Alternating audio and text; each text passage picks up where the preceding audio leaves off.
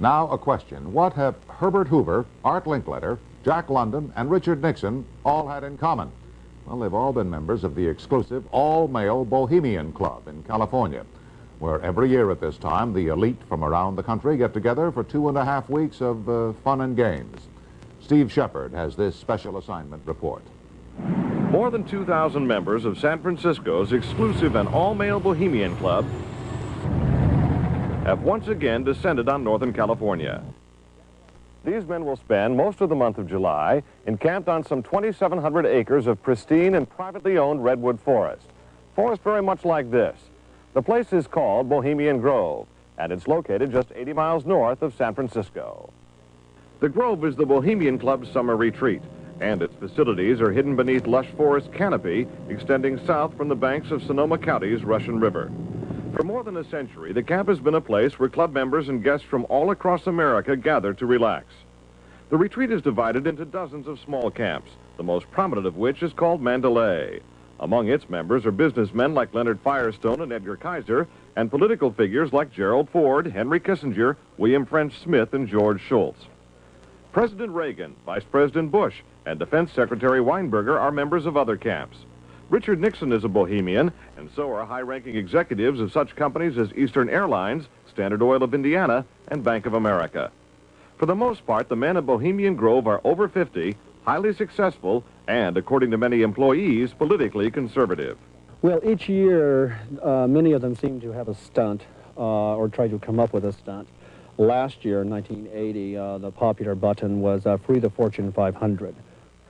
Membership in the Grove is by invitation only and is determined by such factors as social standing, occupation, and personal connections. Privacy is one of the Grove's most cherished virtues. Members may not photograph, record, speak, or write about activities at the retreat. While many public officials are Grove members, the press is a distinctly unwelcome guest. We're from ABC News. Well, get back there. Get back there. Can we talk to somebody in the... Get back there. Anyone willing to navigate a boat up the Russian River can get a glimpse of the northern edge of the compound, but that's about all. Still, there are outsiders who have researched the Grove. Sociology professor William Dumhoff found out enough to write a book on the place. Well, I think it's a playground for the powerful. It's a place where wealthy men from all of the United States gather for 2 weeks to relive summer camp with this ceremony called the cremation of care that begins the 2-week encampment where the body of dull care, symbolizing woes and concerns, is burned on an altar in front of a big owl statue. When that ceremony ends, they all start to cheer and yell and hand each other a beer. Other regular activities include the production of 2 plays, one of which involves major sets, orchestral music, and extravagant costumes. The other play appears to be just a bit on the lighter side, at least judging from these old photos. Members also spend time swimming, hiking, relaxing in the sun, and doing a bit of drinking from the Grove's own privately labeled spirits. Like a boys' camp, the Grove has a symbol, in this case, a somewhat fierce-looking owl. It also has a patron saint, St. John of Nepomuk, a legitimate 13th century Bohemian canonized for his sense of honor. What the Grove does not have is any women, not even as employees.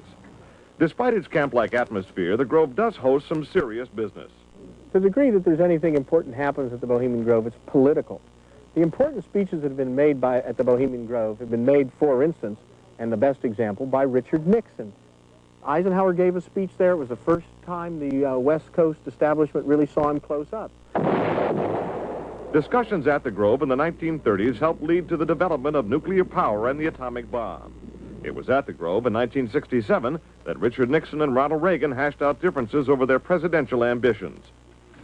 Each year, guests like Henry Kissinger or Zbigniew Brzezinski address members on their areas of expertise.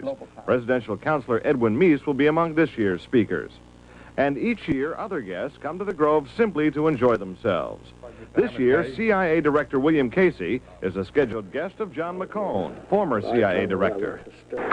Baseball Commissioner Bowie Kuhn has been invited as a guest of baseball owner Peter O'Malley. Despite the presence of so many notables, the Grove is not without its small headaches.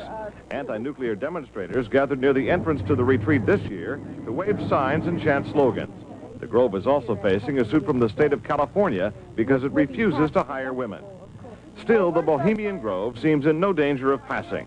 Herbert Hoover called it the world's greatest men's party, and there is a list of powerful people waiting to get in on it. Steve Shepard, ABC News, San Francisco.